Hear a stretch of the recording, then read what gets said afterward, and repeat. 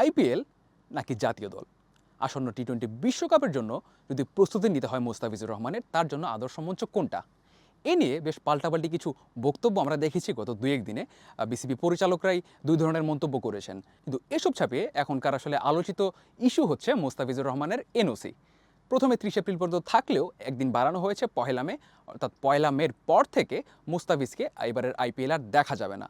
মুস্তাফিজের এই যে এনওসিটা কমিয়ে আনা হলো, ছুটিটা কমিয়ে আনা হলো, এতে করে বেশ কিছু প্রশ্ন উঠে যাচ্ছে আমাদের সামনে। সেই প্রশ্নগুলো নিয়ে কথা বলার জন্য আজকে আপনাদের সাথে আছি আমি, জুবায়ের তানিন। প্রথমেই আসছে আইপিএল থেকে মুস্তাফিজ যে পরিমাণ অর্থ আয় করতেন সেটা নিয়ে আসলে একটু কথা উঠে গেছে। এখন পর্যন্ত মুস্তাফিজ আইপিএলে খেলেছেন ৫টা ম্যাচ, মাঝে একটা ম্যাচ খেলতে পারেননি। বাংলাদেশে এসেছিলেন যুক্তরাষ্ট্রের ভিসা প্রসেসিংয়ের জন্য, সেটার জন্য একটা ম্যাচ মিস করেছেন। এখন ১লা মে পর্যন্ত চেন্নাই খেলবে আরও ৪টা ম্যাচ। এই ৪টা ম্যাচে যদি মুস্তাফিজ খেলতে পারেন, যদি ফিট থাকেন, সেক্ষেত্রে এবারের আইপিএলে মুস্তাফিজ খেলবেন মোট ৯টা ম্যাচ।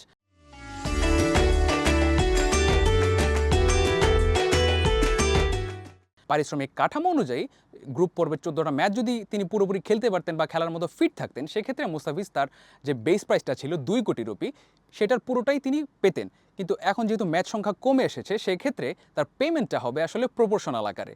এই মুহূর্তে আপনারা দেখতে পাচ্ছেন মুস্তাফিজের পারিশ্রমিক কাঠামো। তাকে ২ কোটি রুপি দিয়ে চেন্নাই কিনেছিল। এবার তার ম্যাচ প্রতি যদি ১৪টা ম্যাচ দিয়ে তাকে তার মূল্যটাকে ভাগ দেওয়া হয়, সেক্ষেত্রে দেখা যাচ্ছে ম্যাচ প্রতি মুস্তাফিজ আয় করছেন ১৮,৭২,০০০ টাকা। সাথে যুক্ত হচ্ছে দৈনিক ভাতা, পারফরমেন্স এবং উইনিং বোনাসও। এখন শেষ ৪টা ম্যাচ মুস্তাফিজ খেলতে পারবেন না। সেই হিসেবে তার ক্ষতি হচ্ছে প্রায় ৭৪ লাখ টাকার বেশি।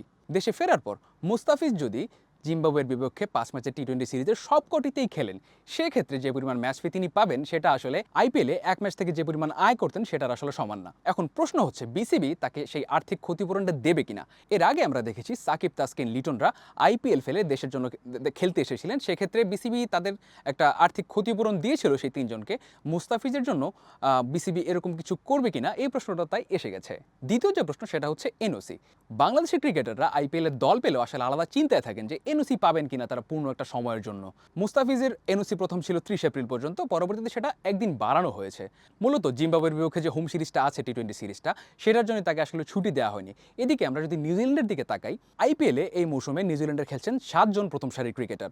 অথচ আজ রাত থেকে পাকিস্তানের বিপক্ষে শুরু হচ্ছে নিউজিল্যান্ডের টি-20 সিরিজ। অর্থাৎ তারা প্রথম সারির ৭-৮ ক্রিকেটারকে ছাড়াই একটা ইন্টারন্যাশনাল সিরিজে খেলতে নেমে গেছে। এদিকে বাংলাদেশের একমাত্র প্রতিনিধি ছিলেন আইপিএলে মুস্তাফিজ, তাকে আর ছুটি দেওয়া হচ্ছে না। কেন এনওসি দেওয়া হচ্ছে না, সেটা আসলে একটা বড় প্রশ্ন। আজকে জানা গেছে শরীফুল ইসলামও লখনৌ সুপার জায়ান্টস থেকে আসলে একটা অফার পেয়েছিলেন, কিন্তু পূর্ণ মেয়াদে এনওসি না পাওয়ায় লখনৌ সুপার জায়ান্টস পরবর্তীতে তার ইন্টারেস্টেড হয়নি। শরীফুলের আর এবার আইপিএলে যাওয়া হয়নি। তৃতীয় যে প্রশ্ন সেটা হচ্ছে জিম্বাবুয়ে সিরিজ খেলে মুস্তাফিজের আসলে কী লাভ হবে। আকরাম খান, তারেক আজিজদের মতো অনেক ক্রিকেটারই বলেছেন জিম্বাবুয়ে সিরিজ থেকে আইপিএলটাই মুস্তাফিজের জন্য আদর্শ মঞ্চ হতে পারত বিশ্বকাপ প্রস্তুতির জন্য। টি-20-র এই বারবারন্ত যুগে মুস্তাফিজ খেলছেন কিন্তু সবচেয়ে প্রিমিয়াম প্ল্যাটফর্মটাতে। আইপিএলের চেয়ে আসলে বড় ফ্র্যাঞ্চাইজি টি-20 টুর্নামেন্ট বিশ্বে আর নেই। কোয়ালিটি ক্রিকেট হোক, কোয়ালিটি ক্রিকেটার হোক এবং ক্রিকেটের মান হোক, সব কিছু মিলিয়ে আইপিএলই সবার উপরে। মুস্তাফিজ যদি আসলে পুরো মৌসুমটা খেলতে পারতেন, সেক্ষেত্রে আসলে তারই উপকার হতো এবং মোটা দাগে সেটা হয়তো দেশের ক্রিকেটকে উপকৃত করতো। কারণ মুস্তাফিজ যখন আইপিএলে খেলছেন, ভিন্ন ভিন্ন উইকেটে খেলছেন, ভিন্ন ভিন্ন কোয়ালিটি ব্যাটারদের এগেনস্টে বল করছেন, ভিন্ন ভিন্ন পরিস্থিতিতে পড়ছেন, সেখান থেকে উতরেও আসছেন। এই জিনিসগুলো, এই ব্যাপারগুলো আসলে আইপিএলই সম্ভব, যেটা আসলে খর্বশক্তির তুলনামূলক খর্বশক্তি জিম্বাবুয়ের বিপক্ষে খেলে আসলে পাওয়া সম্ভব না। যদিও জালাল ইউনুস বলেছেন হয়তো সব ম্যাচে তাকে খেলানো হবে না, তাকে প্রপার বিশ্রাম এবং ওয়ার্কলোড ভাগ করে দেওয়ার জন্যই আসলে তাকে ফিরিয়ে আনা হচ্ছে টি-20 বিশ্বকাপকে সামনে রেখে। এতে করে আসলে ক্ষতিটা মুস্তাফিজুর রহমানেরই হবে, যেহেতু আর্থিকভাবে একটা ক্ষতির হিসাব আপনারা শুরুর দিকে দেখছিলেন এবং ক্রিকেটের যে কোয়ালিটি, ক্রিকেটের যে ব্যাপারটা, সেটাও আসলে উঠে আসছে এখানে। আকরাম খান এবং তারেক আজিজের মতো অনেক ক্রিকেটারই তাই আসলে সিদ্ধান্তটাকে জাস্টিফাইড মানছেন না।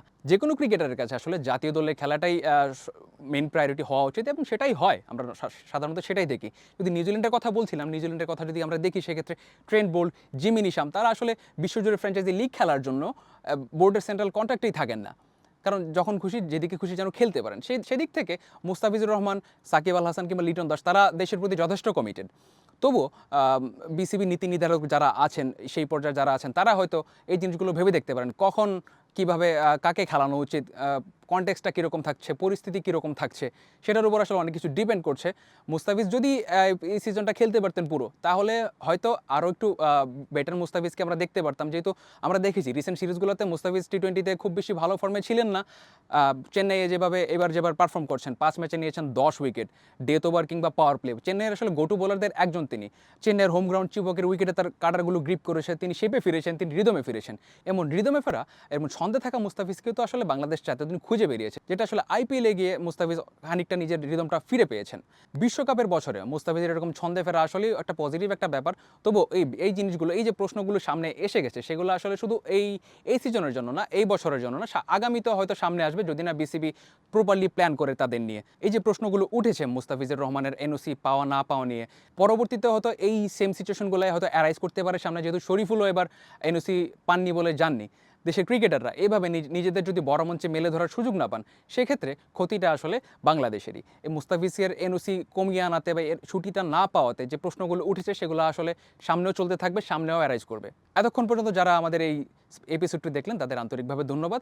আবার আমরা হাজির হয়ে যাব এরকম কোনো ইস্যু নিয়ে, কিংবা কোনো প্রি ম্যাচ কিংবা পোস্ট ম্যাচ অ্যানালিসিস নিয়ে। সেই পর্যন্ত সবাই সুস্থ থাকবেন, ভালো থাকবেন। ধন্যবাদ।